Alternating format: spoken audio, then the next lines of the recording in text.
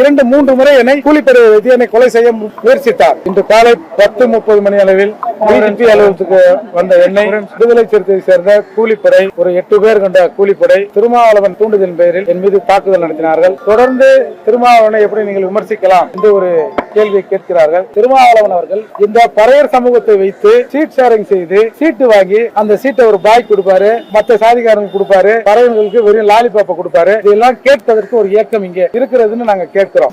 அரசியல் ரீதியாக விமர்சனம் செய்கிறோம். அதனால் அவர் நம்ம மேல கடுப்பாகி 2-3 முறை என்னை கூலிப்படை வைத்து என்னை கொலை செய்ய முயற்சித்தார்.